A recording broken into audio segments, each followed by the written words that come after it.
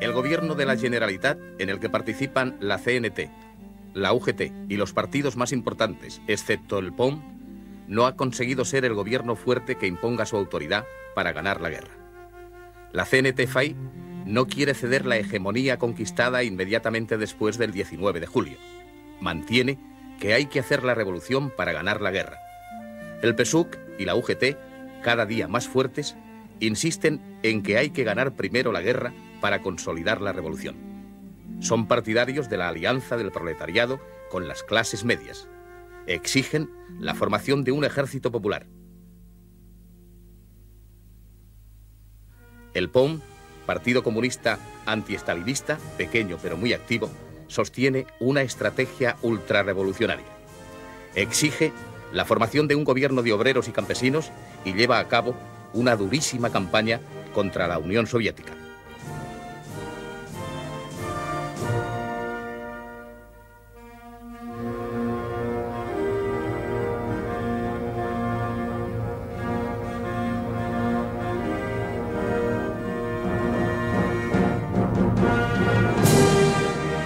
La Esquerra Republicana no ha conseguido reconquistar la hegemonía política perdida después del 19 de julio. Como resultado, en la retaguardia catalana, a pesar de la mejora del orden público, continúan las graves tensiones entre los diversos partidos y organizaciones sindicales. Al margen de la Generalitat subsisten poderes paralelos. Algunos disponen de sus policías y grupos armados propios, incluso de cárceles privadas. Algunas de ellas, como la de San Elías, se hacen tristemente famosas.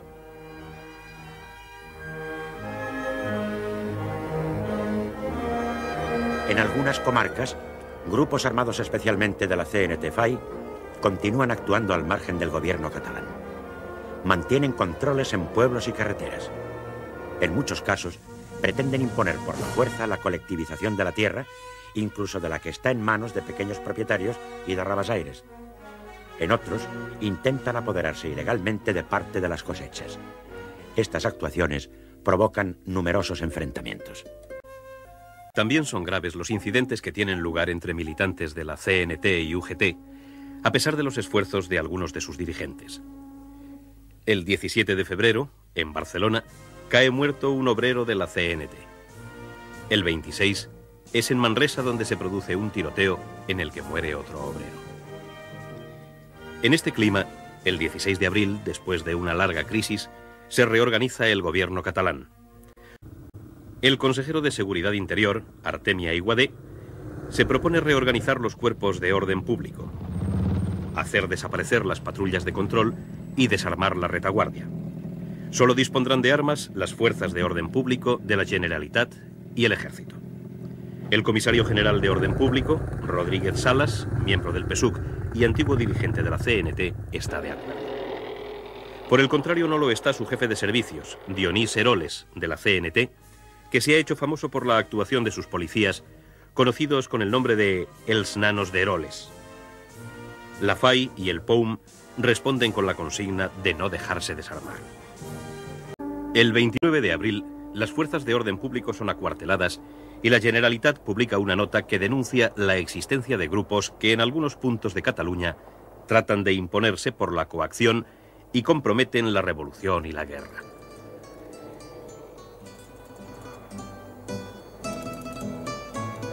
Mientras tanto, se hacen los preparativos para celebrar el 1 de mayo. Se ha preparado un gran desfile unitario con la participación masiva de la CNT y la UGT. Pero ante la tensión existente, y para evitar incidentes, la celebración se suspende. Se da la paradoja de que Barcelona, conocida como la gran capital revolucionaria, sea quizás la única ciudad de la Europa no fascista en que no se celebra el 1 de mayo. Se trabaja como en una jornada laborable cualquiera. Es un día triste y lleno de negros presagios. En las calles patrullan las fuerzas de orden público que cachean a los ciudadanos y los desarman. El órgano de la CNT, Solidaridad Obrera, protesta. La garantía de la revolución es el proletariado en armas. Trabajadores, que nadie se deje desarmar por ningún concepto. Esta es nuestra consigna. En este clima, cualquier incidente puede desencadenar la lucha abierta. El incidente se produce el lunes 3 de mayo. El comisario general de Orden Público de la Generalitat, Rodríguez Salas, con fuerzas a su mando, se presenta en el edificio de la Telefónica, en la Plaza de Cataluña, para incautarse del mismo e imponer un delegado del gobierno que reduzca el comité sindical a sus funciones. Se acusa a este comité, dominado por la CNT-FAI, de controlar y de censurar las comunicaciones telefónicas oficiales, incluso del presidente de la República. Las fuerzas de orden público son recibidas a tiros. Consiguen, sin embargo, ocupar la planta baja y los primeros pisos, mientras los milicianos se mantienen en los otros. La FAI, una parte importante de la CNT y de las patrullas de control, las Juventudes Libertarias y el POUM responden inmediatamente con una movilización general a lo que califican de provocación. Grupos armados invaden la vía pública. Algunos intentan acercarse al Palau de la Generalitat para asaltarlo. Son rechazados. Se levantan barricadas. Los transportes públicos dominados por la CNT dejan de funcionar. Ante la gravedad de la situación, se reúne el gobierno catalán. El presidente Companys declara que si los grupos armados no se retiran de la vía pública, se utilizarán los medios necesarios para lograrlo. No es atendido. Al contrario, las barricadas se incrementan. Los combates se generalizan. Las fuerzas de orden público se mantienen fieles al gobierno de la Generalitat. Luchan a su lado militantes de Esquerra Republicana, del PSUC, de las Juventudes Socialistas Unificadas, de la UGT, de Acció Catalana y del Estat català.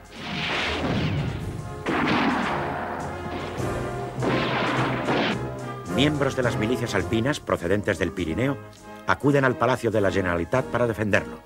Marimón, uno de sus oficiales, cae muerto. El martes día 4, la lucha se extiende a toda la ciudad. Aumenta el número de barricadas. El diario La Batalla, órgano del POUM, escribe: las barricadas de la libertad han vuelto a surgir en todos los rincones de la ciudad.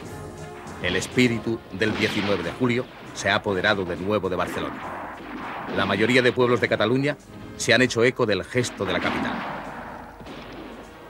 La situación de Barcelona causa grave preocupación en el gobierno de la República. Salen de Valencia para la capital catalana el ministro de la República y líder anarquista, Joan García Oliver, y Mariano Rodríguez Vázquez Marianet, del Comité Nacional de la CNT. También lo hacen Pascual Tomás y Carlos Hernández Ancajo, de la Comisión Ejecutiva de la UGT. A las 6:30 de la tarde se reúnen en el Palacio de la Generalitat con el presidente Companys y su gobierno. Acuerdan que el presidente y los representantes de los partidos se dirijan por radio a la población pidiendo que cesen los combates. Así lo hacen. Pero estos llamamientos no son atendidos. El miércoles día 5, la situación tiende a normalizarse a pesar de que no aparecen algunos diarios. Muchas tiendas de comestibles han abierto sus puertas. Pronto deberán cerrarlas porque se reanudan los tiroteos. Circulan blindados de la CNT-FAI.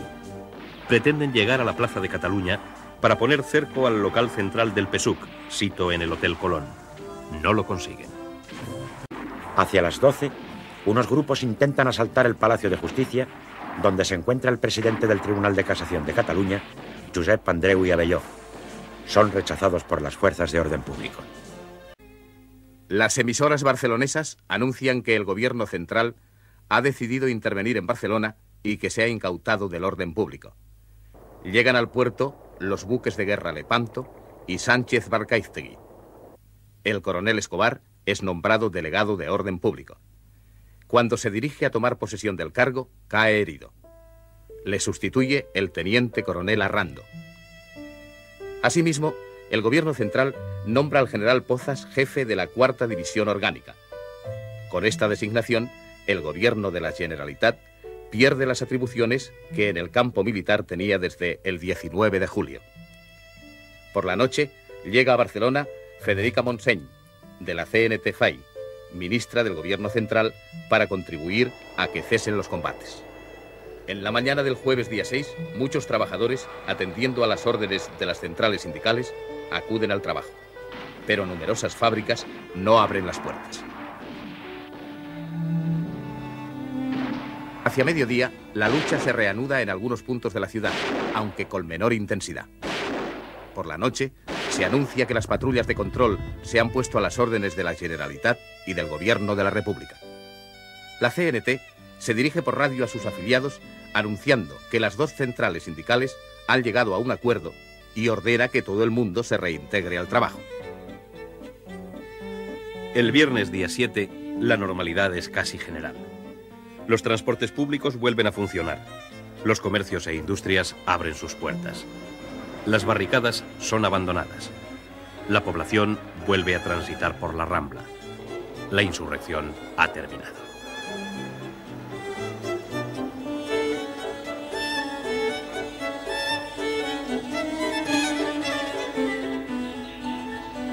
En la mañana de este día, el presidente de la República, Manuel Azaña, sale de Barcelona para Valencia en avión. Al iniciarse los hechos, se encontraba en la residencia habilitada en el Palacio del Parlamento de Cataluña. Ha vivido días de angustia, cercado por los insurrectos y protegido por guardias de asalto. Manuel Azaña escribirá su personal versión de los hechos en la parte de sus memorias titulada Cuaderno de la Pobleta. Por la tarde, cuando la lucha ha cesado totalmente, llegan a Barcelona varios miles de guardias de asalto que ocupan la ciudad. Las víctimas de los hechos en Barcelona se acercan a los 300 muertos y a varios centenares de heridos. A tales cifras hay que sumar unos 30 muertos y unas docenas de heridos en otras localidades como Tarragona, Tortosa, Cadaqués y Port de la Selva. Los hechos de mayo han sido seguidos con atención por la prensa mundial y son objeto de muchos comentarios. El escritor George Orwell, voluntario en las columnas del POUM, que se encuentra de permiso en Barcelona, los vive desde los locales que este partido tiene en la Rambla barcelonesa. Los describirá y comentará en su libro Homenaje a Cataluña.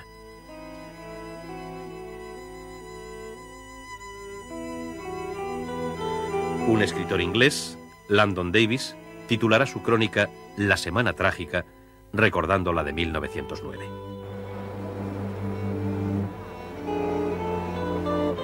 Estos hechos tienen una gran incidencia. Los anarcosindicalistas pierden su hegemonía en Cataluña y no participarán ya en el gobierno de la Generalitat, que se formará el mes siguiente y que se mantendrá hasta el final de la guerra.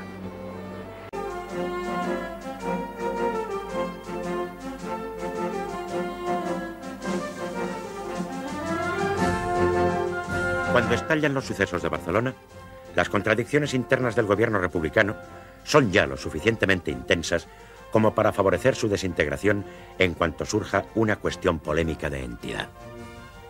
Las relaciones de Largo Caballero con los comunistas son cada vez más tensas. Su proyecto de ofensiva sobre Extremadura, sustrayendo fuerzas a la defensa de Madrid, encuentra una durísima oposición en Miaja, que está a punto de ser sustituido, en los comunistas e incluso en Prieto. La alarmada crisis de gobierno estalla en la reunión del Consejo de Ministros del jueves 13 de mayo. Los dos ministros comunistas, Vicente Uribe y Jesús Hernández, plantean las cuestiones de fondo sobre política militar y orden público. Piden la disolución del POUM, por quien el PCE siente una profunda antipatía y al que califican injustamente de agente del fascismo.